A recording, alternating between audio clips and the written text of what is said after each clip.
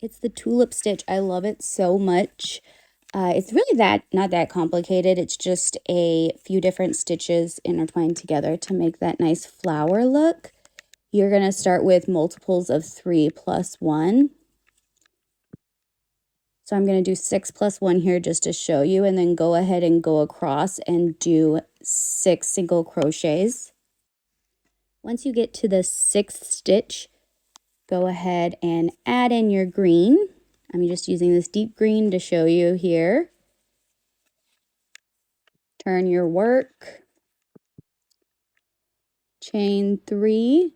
Then we're just going to do V stitches. So skip 1 stitch, V stitch or double crochet into the 2nd stitch from your hook, chain 1, double crochet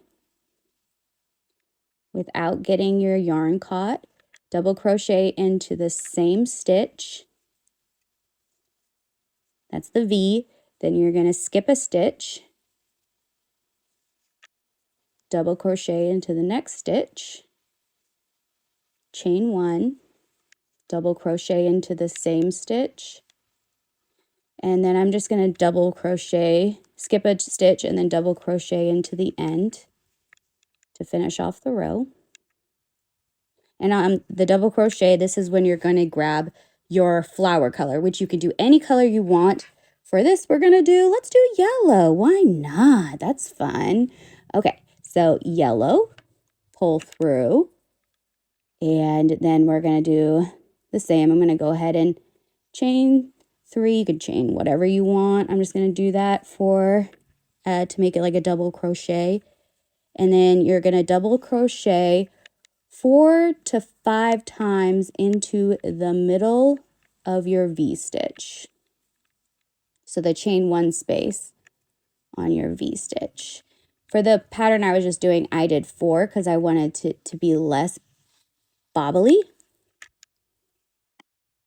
But you can do 5 too, or however many you want, really. Make or make. This is going to be like a popcorn stitch. So go ahead and take off your hook. Stick it in the first double crochet that you did on this.